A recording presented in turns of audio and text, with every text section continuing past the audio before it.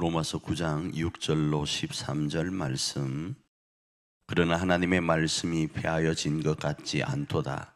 이스라엘에게서 난 그들이 다 이스라엘이 아니요 또한 아브라함의 씨가 다 그의 자녀가 아니라 오직 이삭으로부터 난 자라야 넷이라 불리리라 하셨으니 곧 육신의 자녀가 하나님의 자녀가 아니요 오직 약속의 자녀가 씨로 여기심을 받느니라. 약속의 말씀은 이것이니 명년 이때에 내가 이르니니 사라에게 아들이 있으리라 하심이라.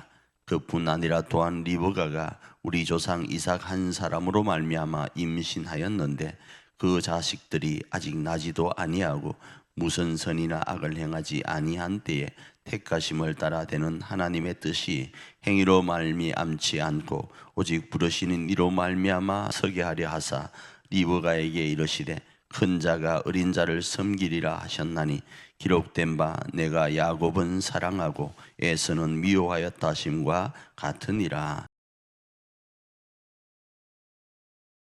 오늘 본문 말씀을 가지고는 모든 것이 하나님의 은혜로부터 시작된다라는 제목으로 말씀을 좀 나눠보려고 합니다. 어제 우리가 살펴본 말씀은 하나님께서 이스라엘 백성들에게 먼저 기회를 주셨다 말씀을 드렸죠.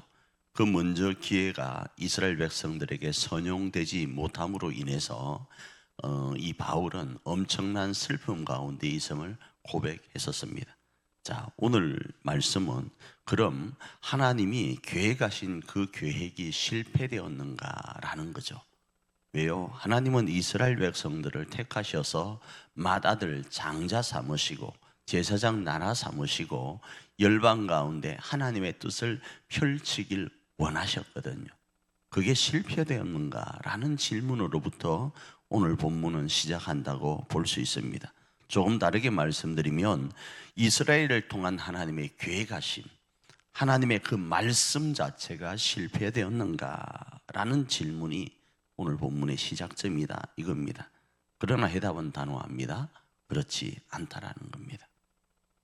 그 이유는 뭔가 하면 이스라엘 자손이라고 이스라엘이 아니라는 겁니다. 또 본문에서는 말씀을 하죠. 아브라함의 자손이라고 다 아브라함의 자손이 아니라는 겁니다. 아브라함에게는 우리가 잘 아는 것처럼 여러 자녀들이 있었습니다. 그런데 아브라함에게 유일하게 하나님이 사용하시는 자녀가 있는데 그 자녀는 약속의 자녀인 이삭이라는 거예요. 이삭만이 유일한 아브라함의 자손으로 인정받는 것처럼 약속이라는 이 단어가 중요하다라는 겁니다.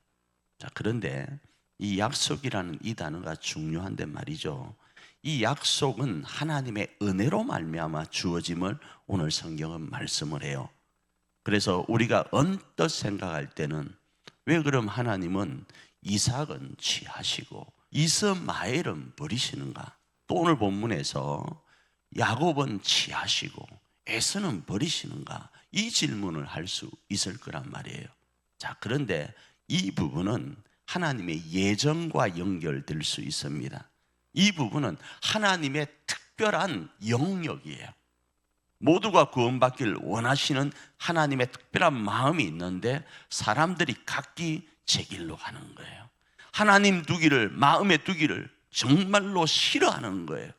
그 부분을 오늘 본문은 말씀을 하면서 하나님을 마음에 두고자 결정하는 이가 누구인가? 이스라엘이고, 하나님의 그 어떤 마음을 읽어서 예수님을 믿는 사람이 누구인가? 약속의 자녀라는 거예요. 이 말씀은 오늘 우리 삶에 어떻게 적용할 수 있을까요? 오늘 우리를 한번 점검하기를 원합니다. 내가 약속의 자녀로 하나님을 내 마음에 모시고 있는가?